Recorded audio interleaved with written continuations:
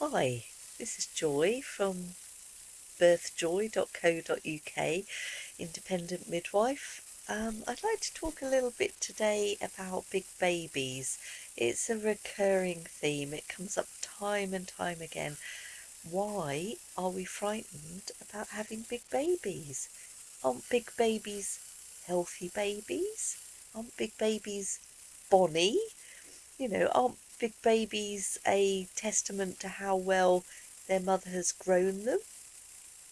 And why would a woman grow a baby that's too big for her body? It just does not make sense. In evolutionary terms, it doesn't make sense. Um, so yeah, what's the big problem about big babies? Are we frightened we can't get them out? Well, if you actually look at the head circumference, the size of newborn babies, there may be perhaps a centimetre difference in the diameter of the head between like a 6 pounder and a 10 pounder. And some 6 pounders have big heads, and some 10 pounders have smaller heads.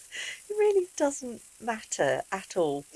And those of you who know anything about the anatomy of babies, a little bit of biology here. Baby's head, the cranium, the top part, is actually made of 5 separate bones, and those bones actually slide over each other in the process of labour, and it's called moulding. Excuse me. And moulding allows a baby's fairly large head to get smaller as it goes through the pelvis and through the birth canal. So yeah, babies' heads aren't too big to pass through our pelvises. And guess what? Women's pelvises are jointed too. So we have a joint at the front where the pubic bone is, and we have 2 joints at the back, either side of the sacrum. And if a woman is in an upright, forward and legs open position, the outlet of the pelvis is increased by 30%. So basically, if a woman has an active birth, she can pretty much birth a baby of any size. Now, the second worry, I think, about big babies is the shoulder dystocia, which basically means the baby's head's born and then there's difficulty getting the rest of the baby out because the shoulders are wedged against either the sacral promontory or the symphysis pubis or both. Now, this isn't normally a problem for babies and women. Left to their own devices, women can get their babies out. I think this spectre of shoulder dystocia is a product of our hospitalisation of what should be normal birth. So a normal woman, and I'm not talking about a diabetic woman here, a normal healthy woman should be able to get a big baby through her pelvis with no problems. The problem comes when we put women flat on their backs and reduce the outlet of the pelvis. It also is a problem when she's had an epidural. She's immobile, she cannot move that baby through her pelvis. And the third thing I think that really contributes to shoulder dystocia is interfering health professionals pulling on the baby's head and jamming the shoulders.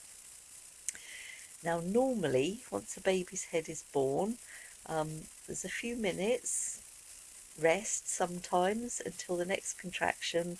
Baby rotates in this time and gets its shoulders out, does a bit of a wriggle. I think if we're then pulling on the shoulders, perhaps baby hasn't finished getting its shoulders in exactly the right position, and we're jamming them. It's really not a good thing to do. There's a fantastic blog called now I'm going to have to think about it. It's by Rachel Reed. It will come back to me. This is an age thing. Midwife Thinking. If you look up Midwife Thinking by Rachel Reed, she's written a fantastic post about shoulder dystocia and how to avoid it. And guess what? The biggest cause of shoulder dystocia is not the baby's size at all. Size really doesn't come into it.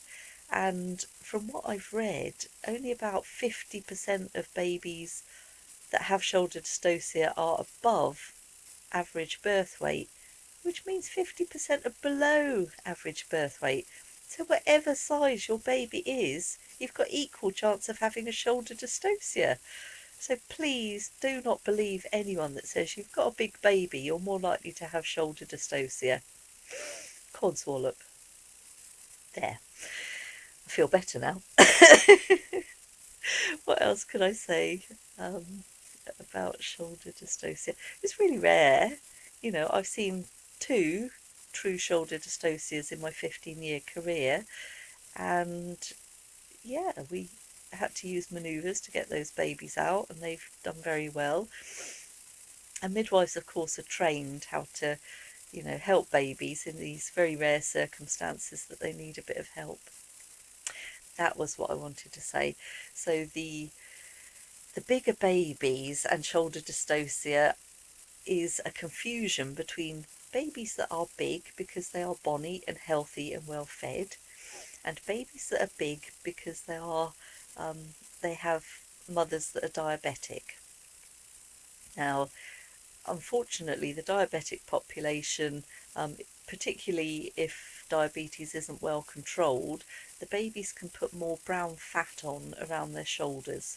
It's a thing that happens. They just store more fat around their shoulders, and they tend to be a bit bigger, although they are seemingly a bit more developmentally immature when they come out. So, a 38-week baby could behave like a 36-week baby and need assistance with breathing and things like that. So because of this extra weight, they do have bigger babies if diabetes isn't well controlled, and because of this extra fat around the shoulders, there is more chance of shoulder dystocia. But most of the population aren't diabetic, and those that are diabetic can work to control those blood sugars, and reduce their chances. So yeah, don't let your midwife or your doctor tell you that because you're having a big baby you're going to have a shoulder dystocia. One doesn't equal the other. Look at the whole picture, be proactive, look at what you can do to avoid it. So upright, open, forward positions giving birth, not flat on your back, not epidural, and certainly don't allow your caregiver to be pulling on that poor baby's head to get it out. Babies don't just tend to stay there when the head pops out. The body tends to follow. If only we could have a bit of patience and, just wait for the natural process. And of course, as a midwife, you wouldn't be waiting longer than about 5 minutes for the next contraction. You would be encouraging the woman to change position and, give that baby a push and get it out. But normally it's not a problem. They just come out. We just need a bit of patience as midwives. So do not worry at all. If your caregiver tells you you're going to have a big baby, great. It will be bonny, it will be healthy, it will be ready to breastfeed, it will have a nice big mouth, so it should breastfeed really well, not have the problems that the tiny little ones do. And we should be worrying more about tiny babies as midwives, shouldn't we?